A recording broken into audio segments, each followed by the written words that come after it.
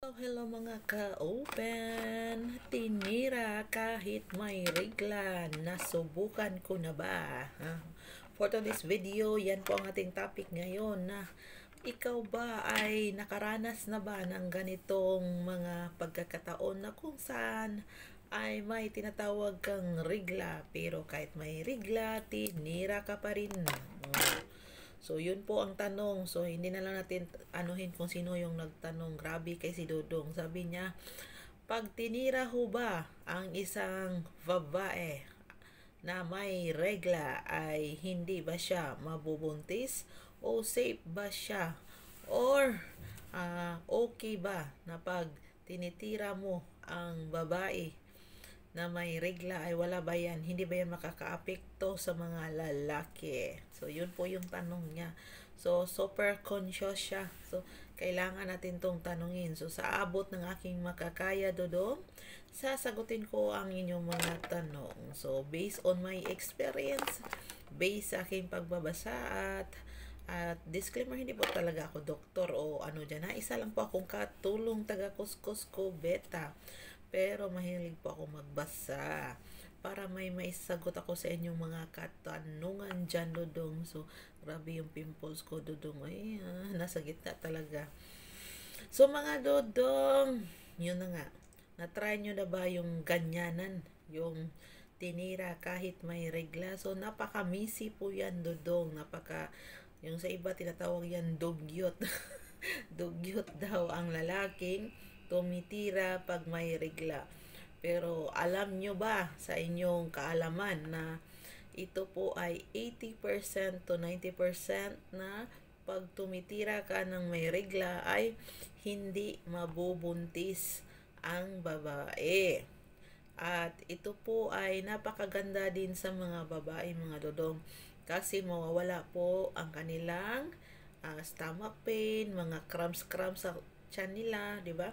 Kasi pag may regla po ang babae is sumasakit po yung tiyan. So, pag tinira nyo, nakakabawas po ito ng sakit ng puson, sakit ng balakang, no? Pag tinira mo ang isang babae, Dodong. So, kung ikaw naman po yung lalaki na ano daw, yung hindi ba, ano bitaw, yung hindi ka maselan sa mga ganyanan, Dong.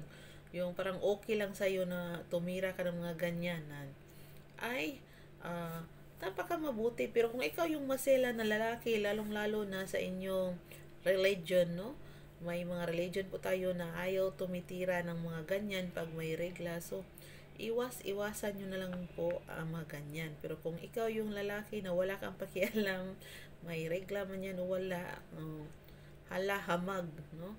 So, pag tinitira ba ang babae ay safe ba yan?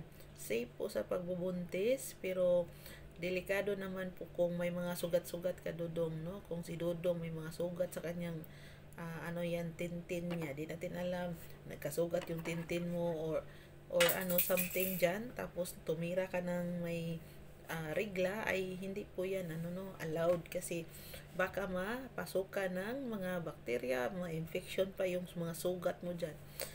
No? So, hindi natin na alam, baka nabagnos na ni mo imuhang tintin niya, di magkasugat yun na. No? So, iwas-iwas. Tapos, ano pa ba yung sasabi ko?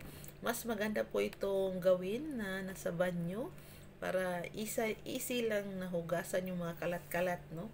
Easy lang yung mawala yung mga kalat. So, mabilis lang siyang So, napaka mabuti nito kung sa banyo nyo gawin ang ganitong bagay, kasi tinatawag itong napaka messy po to na pero maganda po talaga na tinitira pag may regla, kasi iwas na buntisbon, hindi mabubuntis yung babae. Tapos dagdag din po ito yung parang tinatawag nating lubricant, no? Parang siya po yung nagpapapadulas. So, ano ba yung feelings, mga Dodong, pag nakapasok kayo sa ganito na may regla? So, wala naman, same as usual, at mas napapadali pa ang inyong trabaho. Basta wag nyo lang amuyin. Pag gihulbot na ninyo, wag nyo amuyin. Kaya of course, may amoy talaga yan. Pero pag, wala.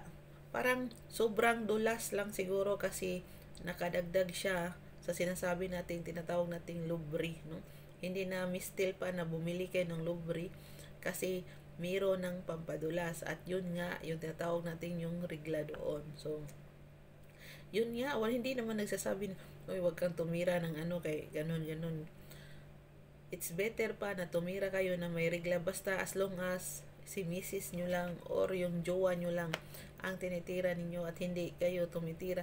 At pag tumitira kayo ng babaeng may regla, huwag kayong tumira pati sa awit po, no? Kasi iba na yan, grabe na yung bacteria, mga viruses dyan. Baka saan na yan tatakbo yung bacteria at viruses, dyan pa kayo magkasakit. So it's better pag tumira sa entrance lang, huwag na pong anuhin yung exit. Yan po ang napakaganda, no? So, bye-bye mga dodong. Sana may nakuha kayong konting kaalaman na wala namang problema pag tumira ka pag may regla, no? So, bagkos, maganda din ito sa yung mga nagbe-birth control, mga ganyan, no? Kasi hindi naman mabubuntis ang babae sa ganito. So, 10% lang ang ano na mabubuntis. Pero, di natin alam, baka sobrang healthy ng inyong sperm dyan at mabubuntis-buntis buon ang isang babae, no? So, yan lang ang masasabi ko. Bye-bye for now.